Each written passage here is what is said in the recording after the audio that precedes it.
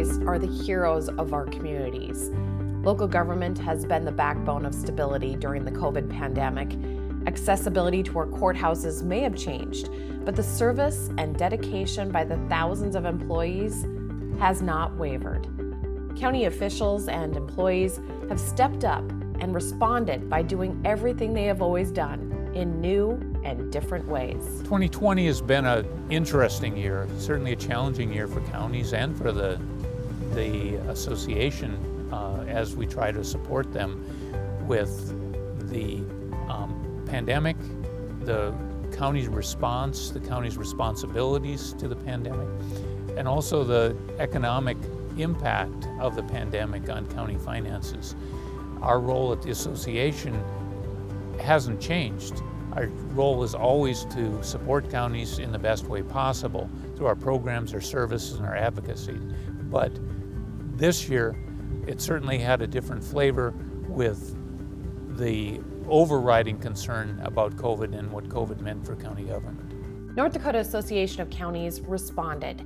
Staff quickly shifted gears, addressing COVID-19 related issues and advocating for counties on specific COVID-19 related matters.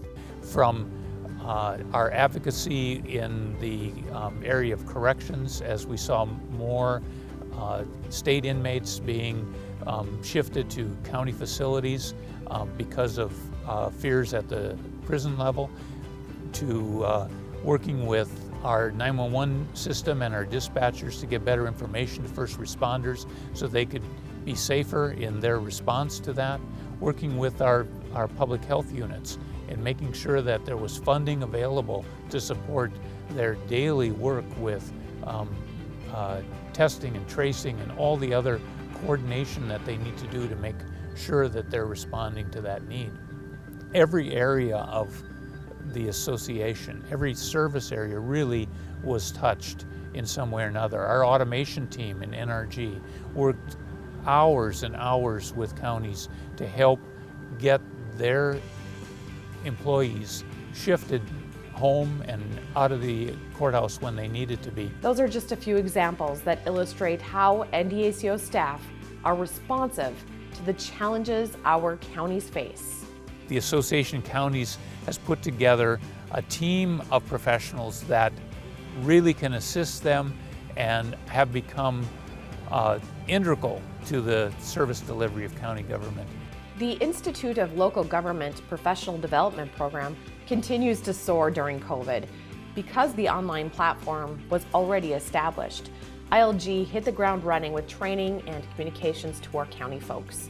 ILG has drawn hundreds of new individuals this year alone. Topics addressed urgent concerns related to the COVID-19 pandemic, like COVID-19 safety precautions, human resources, and remote working. ILG is predicting to reach 5,000 participants by year end. Also, as part of the NDACo response to COVID-19, the County Employer Group provided guidance, training, and claims management to our counties. The 7,000 or 8,000 county employees that are out there are all protected through CEG. And we were very pleased when the governor extended workforce safety and insurance coverage for those frontline workers, those first responders that are contracted COVID while they were on the job. But that did create a new and different dynamic for our claims management as well as our risk management as we tried to help our employees and our employers, the counties themselves, understand what that meant and how they were supposed to react, how they were supposed to report, and how we could help them be safer in their everyday work environment. NDACo provides resources to 6 member associations with legislative, event planning, and financial management. The pandemic has greatly impacted the work we do with our member associations. There has been an immense level of leadership provided to our local public health units during this time. That organization, staffed through our association, has really been a primary team member with the state's COVID response. They are the boots on the ground for a lot of the efforts, whether it's working with schools to come up with their testing plans, working with local hospitals, local nursing homes, and local citizens, answering the tough questions. When people are concerned, they are there. They're the local voice. Since North Dakota's first COVID-19 case was diagnosed in March, local public health units have been in the throes of helping all community citizens and partners respond and work to mitigate the COVID-19 threat in their communities and work on efforts to reopen safely. It is humbling to know that we work with such dedicated county officials that work so hard every day to serve their citizens. And we recognize that there are challenges with keeping their staff and their citizens safe and navigating the tough budget times ahead. NDACo played a key role in getting federal CARES funding for counties. Lawmakers approved $25 million in COVID-19 relief funds to counties being distributed as a reimbursement for law enforcement payroll. In addition, $20 million is allocated to local public health for COVID-19 related expenses. DOCR is also utilizing CARES dollars to reimburse county jails for housing state-sentenced inmates, while the state has restricted admissions due to COVID-19. While COVID-19 response has consumed a lot of what we do, there have been new initiatives launched in 2020. NDACo assisted county auditors in an I Voted sticker contest. We expanded member services with the hire of a new employee. And as directed by the NDACo Executive Board, we expanded our annual county visits. The goal is to increase the number of county visits in a year and open them up to additional board members. The visits started in person prior to the pandemic and then shifted to virtual meetings.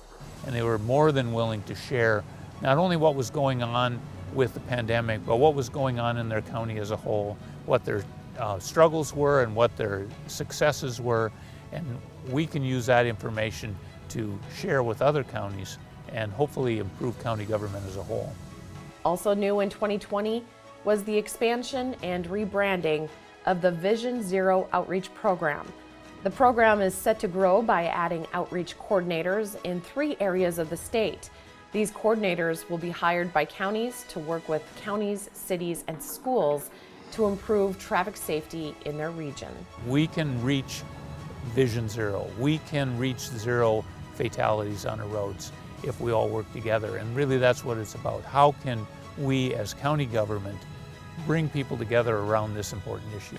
NDACo's legislative efforts have remained constant. COVID-19 impacted how interim committees met, moving them online as well. Yes, 2020 is a non-legislative year. The activities of the association are, as far as advocacy, is really focused on the interim committees and in the policy development for the next legislative session. Our legislative efforts are strategic.